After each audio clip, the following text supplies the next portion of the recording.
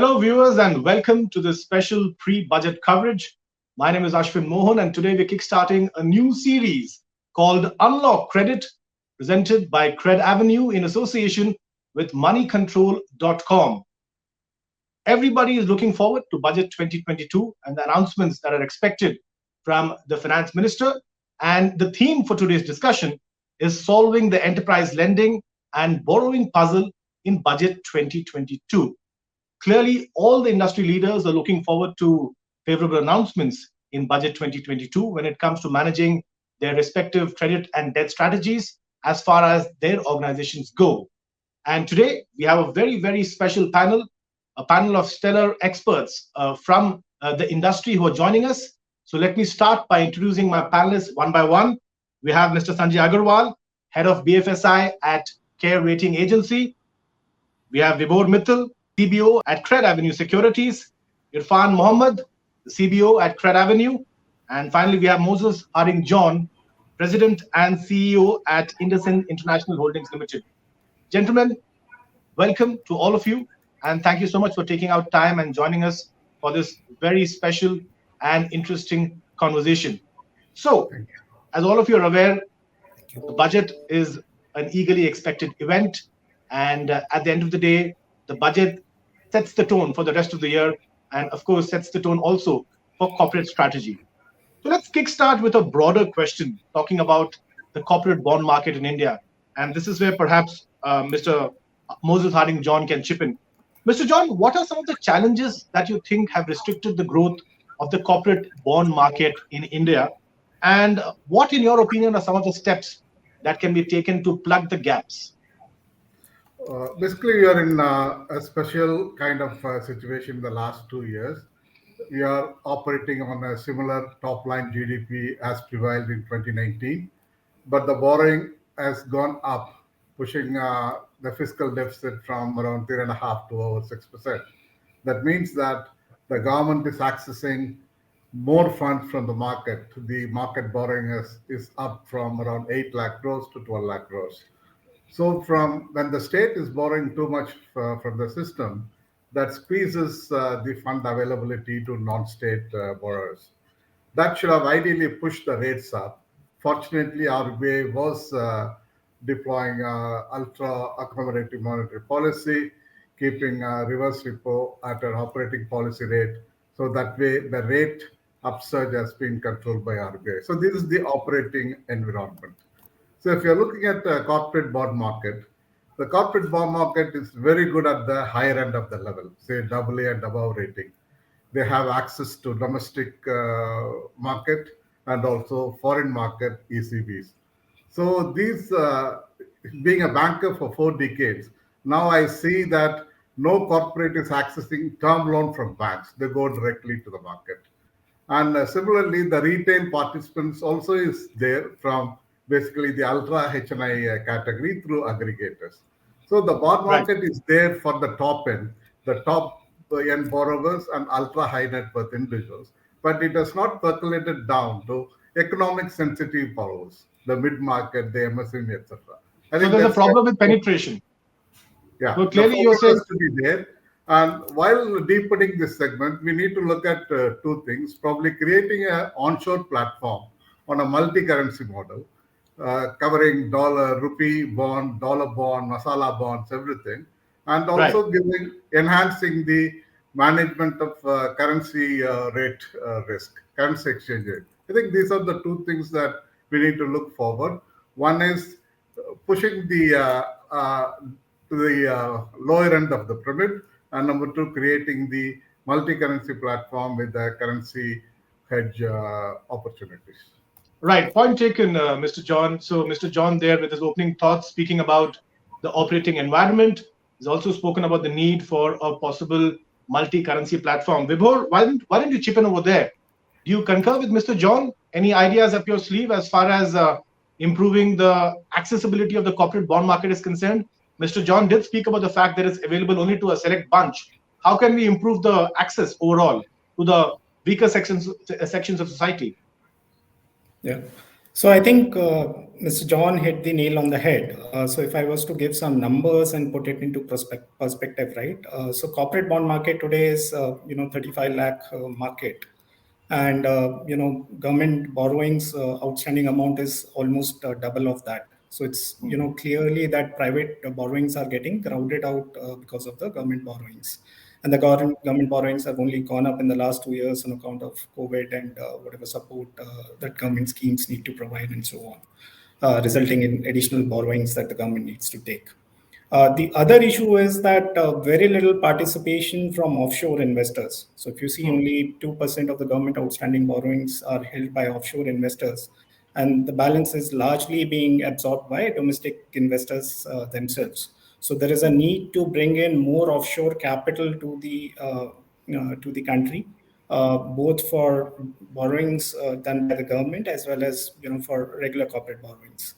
The same thing, that there are only 3% of the entities in India today which are rated at AA or higher level. But if you look at how much share they are cornering in the private debt space, that as much as 85 to 90% of the overall corporate bond issuances. So clearly, there is very little appetite left for entities where the rating could be uh, in a category or lower, which are slightly weaker credit profile. Now, added to that, there is also an issue around the secondary market liquidity, which is there, which further Hmm. diminishes the appetite for lower rated papers.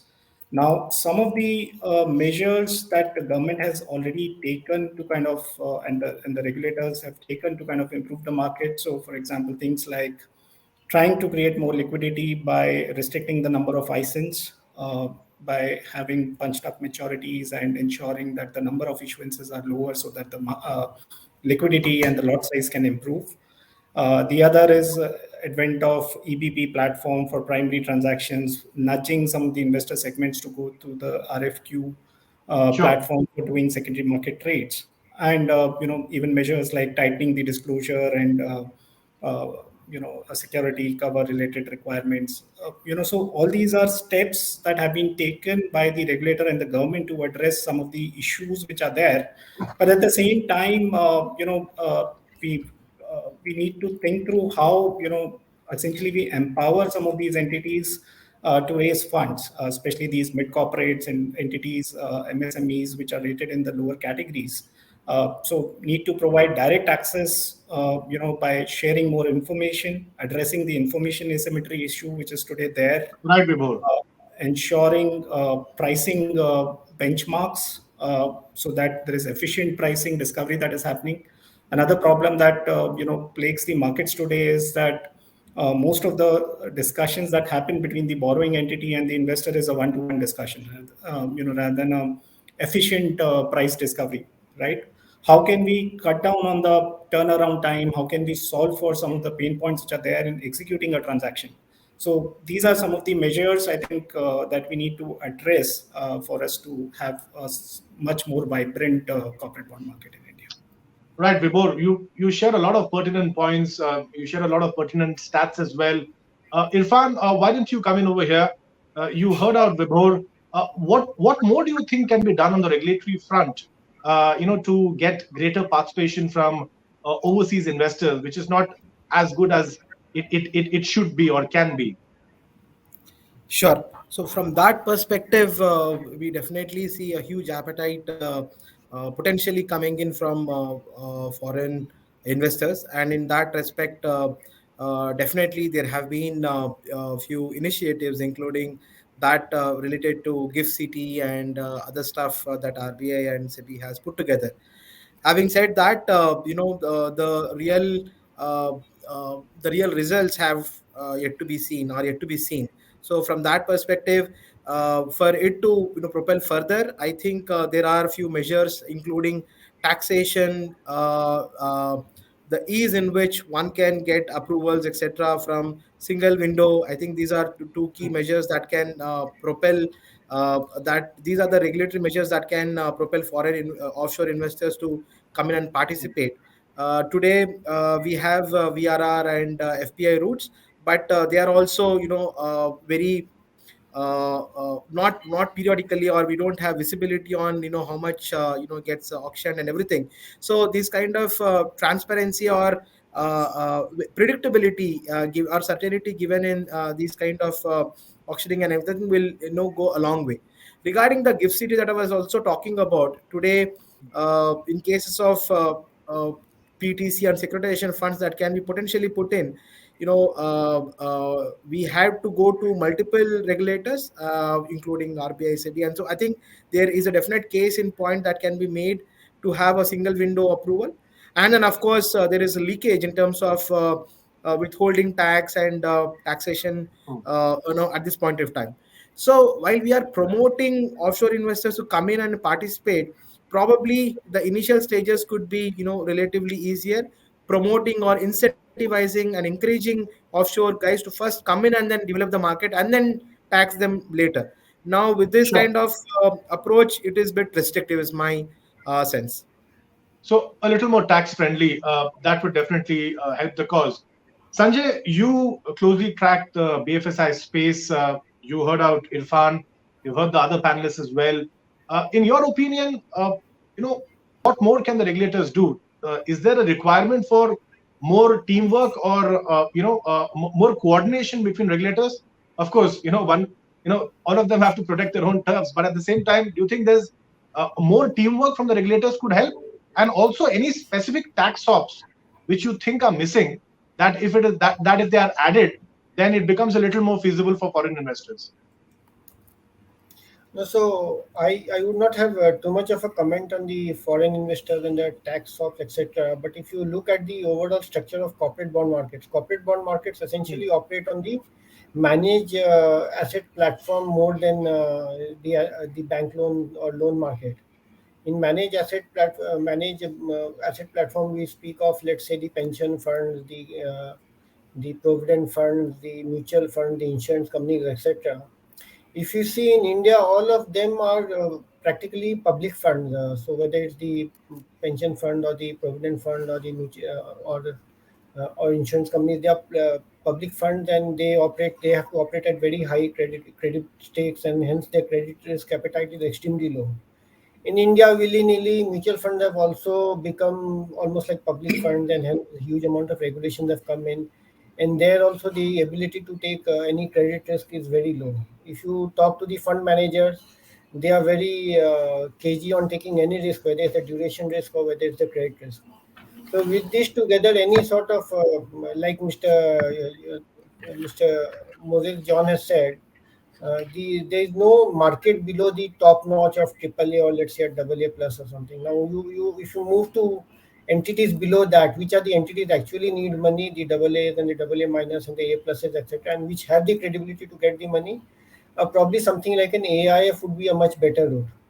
But if you see Right. in India, the minimum ticket size per AIF is something like 1 crore per investor per AIF, and that restricts the whole market. So I think the first objective to get at least the internal funds, etc., would be to reduce the ticket size per AIF, at least on the debt side. And that would encourage more funds or the more participants. The other issue is the secondary market, as all three of our panelists have said. The secondary market is very shallow, and that also restricts many of the issuers to actually assess the bond market, because there's a risk that tomorrow, due to investor related issues, some of the papers may be floating in the market at very high yield, which could Hmm. actually disrupt the liability franchise. And then they would rather go with the trusted, let's say, bank market or the limited bond market, limited avenues of funds, rather than risk yourself in the secondary markets and then what's it, disturb your liability franchise. Right. Moses, what do you think is the stumbling block for retail investors who are perhaps rather comfortable investing in equities and mutual funds? Uh, what do you think is the stumbling block for them not participating, a little more in the fixed income market? Uh, Help us understand what are the factors on the ground which are not really conducive for them. See, at the outset, retail investors are largely skewed towards equity assets. Even in our public media, we talk about equity and we rarely talk about other asset classes or fixed income or currency or commodity. So that's the major issue. we need to focus on fixed income as an alternate asset class to equities. This is number one. Number two, most of the retail investors who access fixed income are in the low risk, low reward category. So for Hmm. them, probably RBI retail direct scheme will work if they're okay with the 10-year yield of 7, 15 years, 7.5. I think that's an attractive proposition for a low risk, low reward category. And on the corporate segment also, they may be prefer AAA, AA rather than going into the lower end of credit risk category. So, given this context, the retail play in the corporate bond market is very limited and shallow, and towards a very low percentage of investor class. I don't think the lower end of investors are looking at retail bond market. Probably they're happy with uh, slightly above bank term deposit rate, which they're getting from a shorter end from in the form of NCDs issued by corporates. So, given this context, I think the retail play has to be more on educative level for investors to move away from equity, guiding them to do a diversified portfolio approach in their investment category. That is more important than rest because the infrastructure is good. The connect between the issuer and investor alongside the intermediaries, you have exchanges, you have aggregators, you have securities firms. The operating infrastructure is good. What you need change is the mindset. I think that comes through education and probably talking a lot about in the media. Right. So more awareness is the need of the hour, and Moses speaking about the fact that perhaps diversification, that word needs to be spread a little more so that investors don't put all their eggs in one basket. Vibhor, what do you think is the potential of the RBI retail direct scheme, which is essentially looking at pushing or prompting retail investors uh, to participate in a larger manner in government securities and sovereign gold bonds? What's the potential of this move from the regulator? So I think it's a very good scheme, and over a period of time, I do expect some traction to come in from retail investors. Now, if I was to talk about some of the positives which are there in that scheme, right? So one, there is assurance of safety. It is backed by sovereign comfort. There is the investment process has been made very, very simple and transparent, which is anyway essential when you're dealing with retail investors. There are no expenses that are being levied. No, unlike if retail investors go through a fund route where there are some management expenses, etc., which need to be paid. And also, if you compare the returns vis-a-vis today, what you would get in if you were to park funds in fixed deposits, obviously there is a bit of an upside. If you look at the FD market today, that's almost a 157 trillion market. So even if you assume that some of these deposit can move from the banking channel, and can be used by the government or for direct borrowings under the scheme, that would also reduce government's dependency on institutional investors alone, and retail investors, like we know, they tend to be more sticky as well. Another advantage that I see is that there's also an option which has been given to retail investors to liquidate securities post investment through the secondary route. They can. There's a separate platform for that, and bond dealers can buy securities from the hands of retail investors. So I think these are some of the positives. Having said that, there are some constraints as well. So one is obviously that there is a need to create a lot more awareness around the scheme. We saw that the participation from small investors, especially from tier 2, tier 3 cities, in mutual funds started only after AMFI started with this campaign of mutual funds sahi hai. In the same way, I think we need to create a lot of buzz around the scheme, create that awareness in the retail investor community, so that retail investors start pumping in money. The other thing is that, obviously, in a high inflation sort of a regime, the real returns, on government security bonds will always be either close to zero or sometimes maybe negative territory as well. So, again, it puts up for debate whether, how much sense does it make for investors to park money in such securities. And finally, I think the other disadvantage clearly that I see is that if as a HNI investor or as a retail investor I participate through gilt funds, then I have at least the option of getting benefit in terms of taxation because of the indexation benefit which is there on long-term capital gains tax. Sure. Now that benefit will obviously not be there if I'm directly putting in money in government security, and I'll get taxed at the marginal rate. So for individuals who are in the highest tax bracket, that could also be a dampener from a post-tax return perspective. So net, I think it's a good start. I think the scheme will take off, and over a period of time, we would start getting a decent response from the retail investors. So definitely a lot of potential as far as this RBI scheme is concerned. But like you said, awareness is key. Irfan, very quickly, and after Irfan, Sanjay, you can add.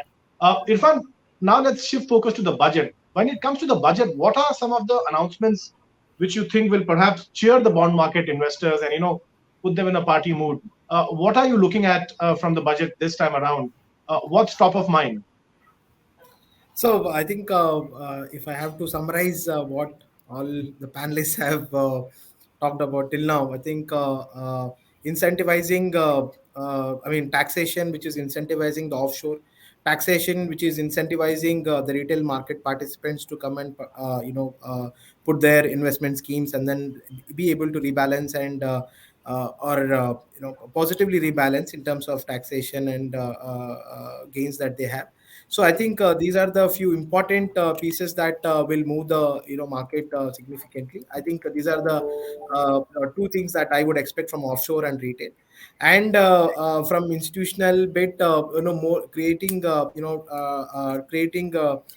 infrastructure that would enable securities to be able to transparently exchange and then giving the tools in the hands of institutional investor. I think these are the pieces that I would expect from the budget.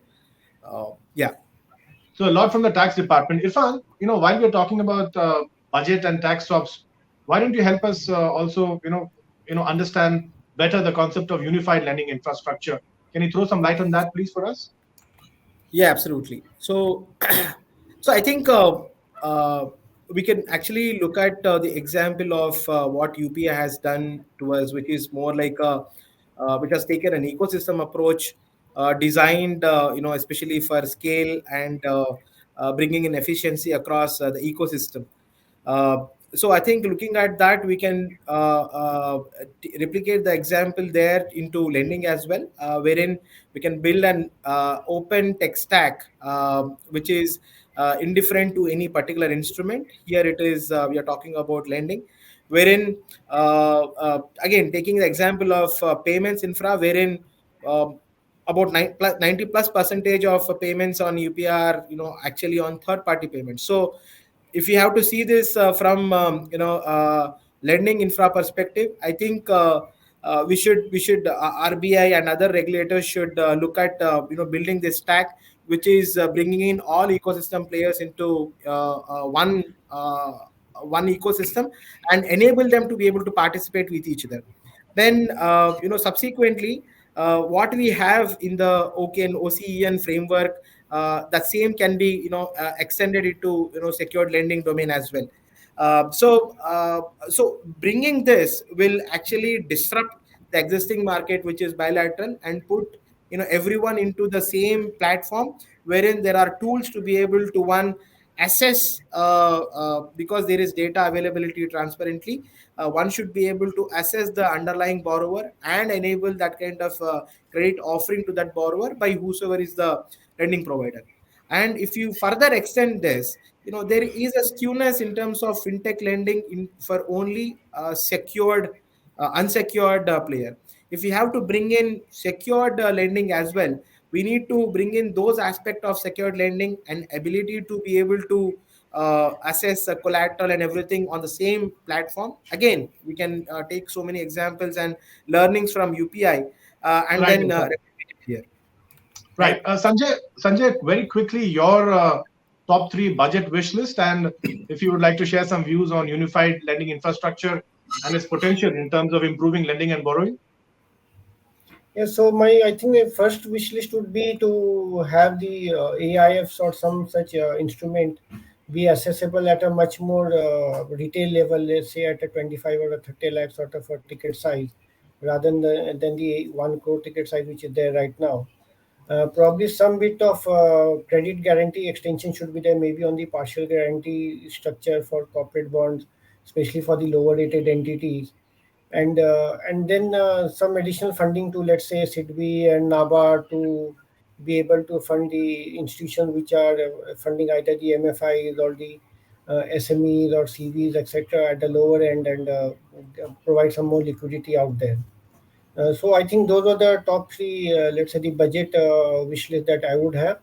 In terms of unified lending, certainly this the whole transparency and the information asymmetry which is there in the market, I think that needs to be addressed, and we need to progress ahead on that.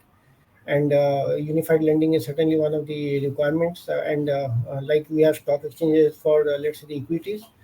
For that, we need some more, significantly more sort of institutional and infrastructure framework to take it ahead.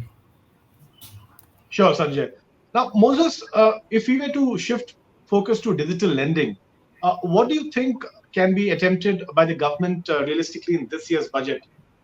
We have seen the entire digital segment sort of explode last year. Many of these fintech slash startup companies have hit the markets or are in the process of evaluating an initial public offer. Many of them have also become unicorns. So, Moses, what do you think are some of the steps that the government can take in the budget to further facilitate digital lending? See, basically, I've seen the transition in banking since 1981. I started my journey in SBI, from moving from manual to automated to internet to mobile and now digital.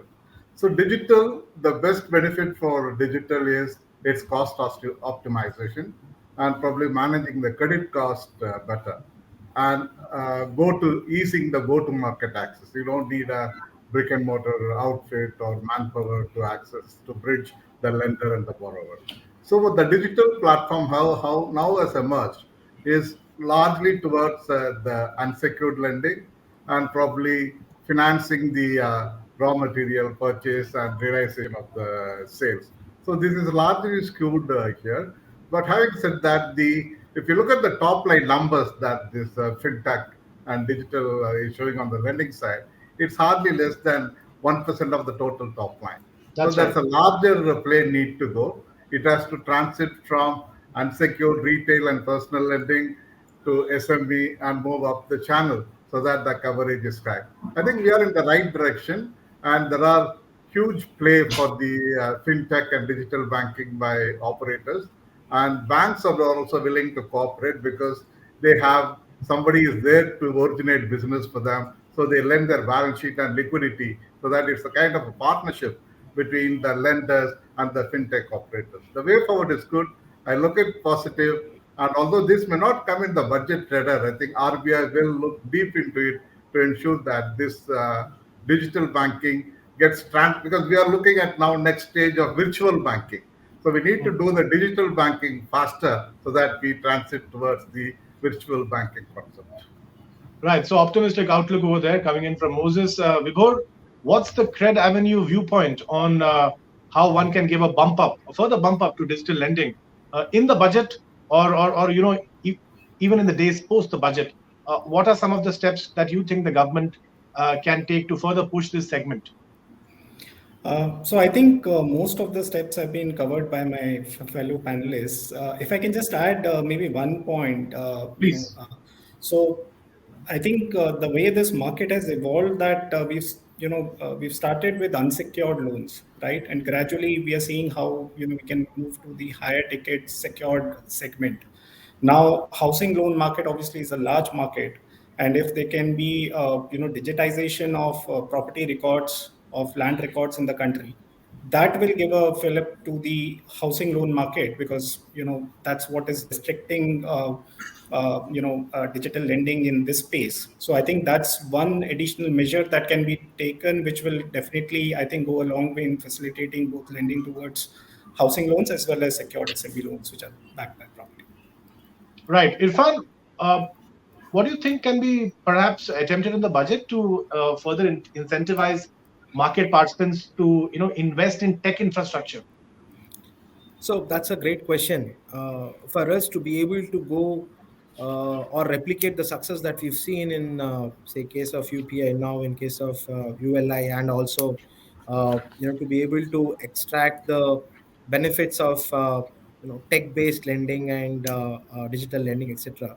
So, as ecosystem in totality, will have to invest in solid tech. Today, talk about originators. I'm talking about traditional originators with vintage systems and all. So I see that there is a great requirement in terms of investment in technology. When I say technology, it's just not about having an MIS. So there was a way in terms of managing the entire database in terms of Excel. Then we have ERPs and others. Now we have, fast forward this, Hmm. we are getting into, blockchain and everything. So there is a generation of technology that is evolving.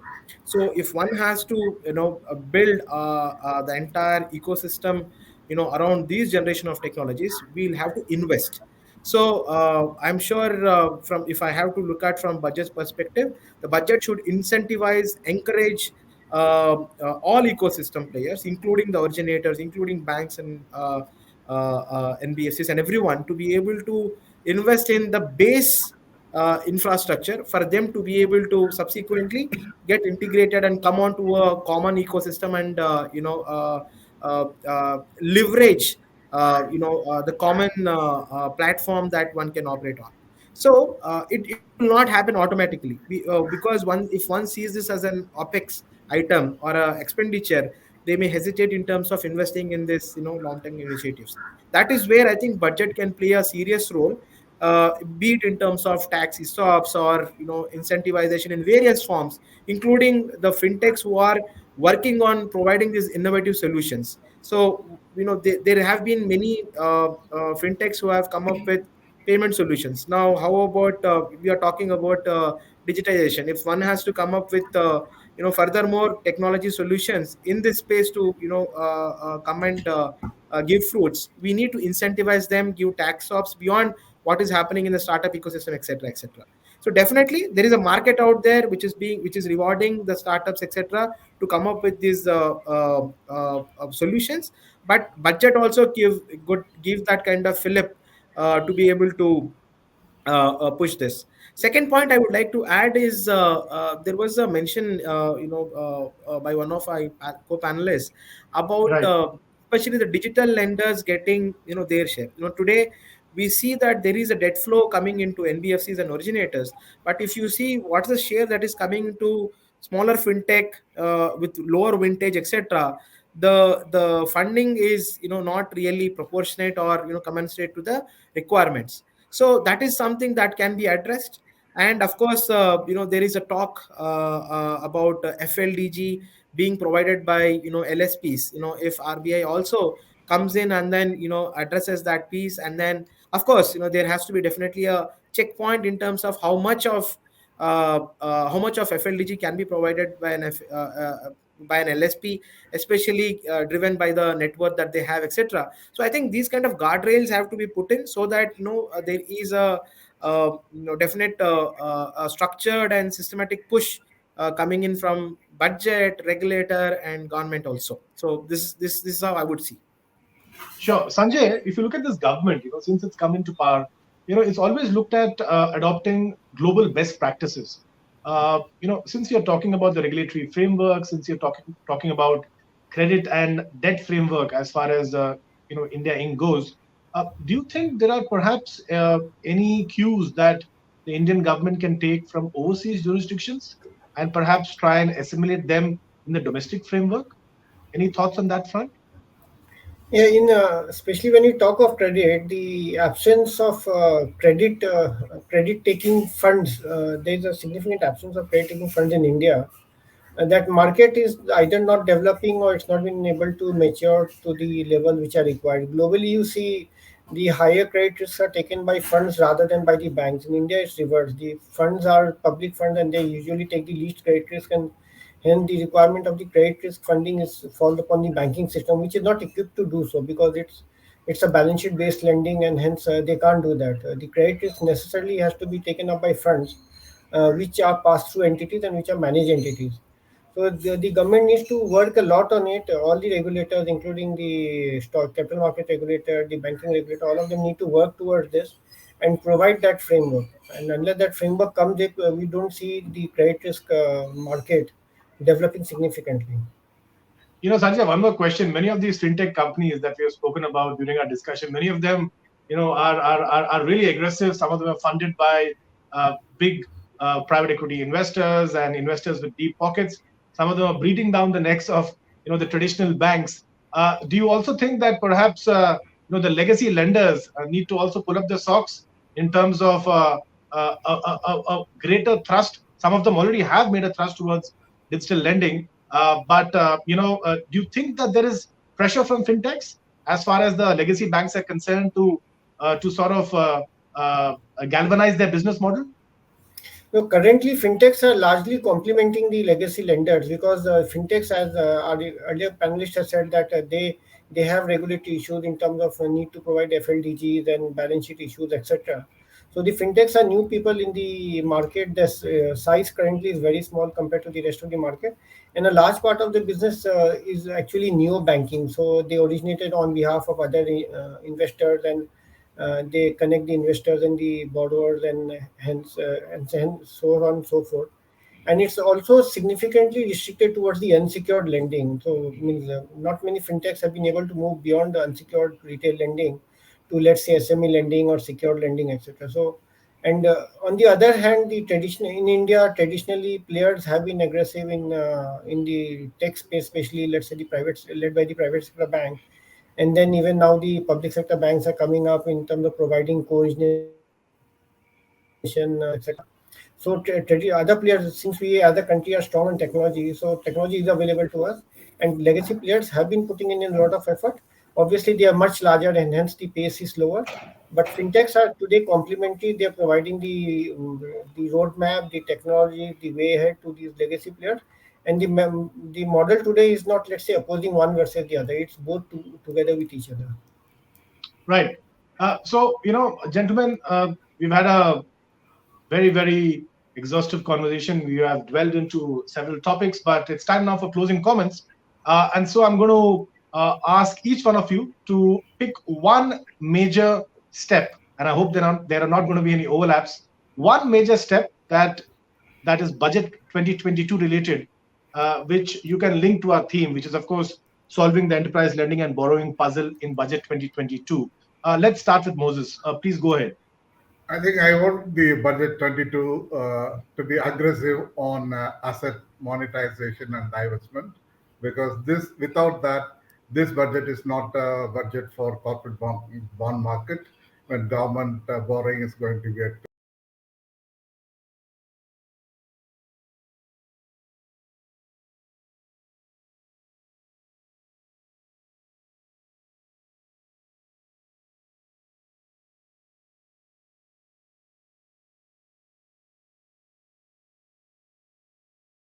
years in executing that.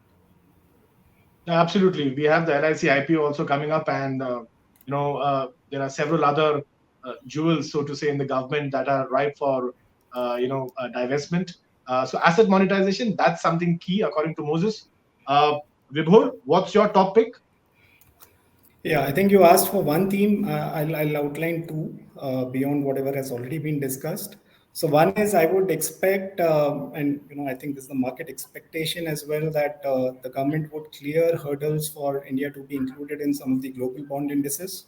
So that would definitely enable larger pools of capital coming into the country from offshore investors, because the allocation is directly dependent on the weight that the country holds in some of these indices. So that would be one expectation that I would have. And specifically when it comes to retail investors, some form of incentives. So it could be either bringing the taxation at par with equities, so that bond investments become more friendly, which is that there's no income tax levy on an income up to 1 lakh. Just like there's no income tax levy till the time the profit booked is 1 lakh in case of equity investments. I think that parity is important, and also possibly give avenues to public sector entities to issue more tax-free bonds, in which again there could be Right. larger retail participation. So I think these are some of the themes that I would look forward to. Right. Irfan? Yeah. So I think, in addition to what Mr. Moses thinks and Vibhor covered, I would say that this is a moment for us to be able to see what UPI did to lending now. So from that perspective, I would expect Budget 22 to significantly incentivize and encourage people to invest in that tech infra and build that kind of common ecosystem platform for us to be able to let that credit thrive, not just for unsecured but secured, and also for corporate debt, because we are talking about only individual credit here, but there is a bigger piece of enterprise credit and corporate credit also, in the form of term loans and all. So I think this budget should incentivize that tech platform, which is promoting various kinds of platforms that are giving into various kinds of decision making tools, enabling data transparency and exchange for better decisions and approvals to be made, and friction free integrations, and building that kind of network density, and subsequently monitoring the credit also. I think this is definitely the moment for us to be able to capture, and Budget 22 should drive this. Sanjay, I'm not too sure whether the panelists have left any other steps, but do you have something that you think you can add? Your key expectation or hope from the budget?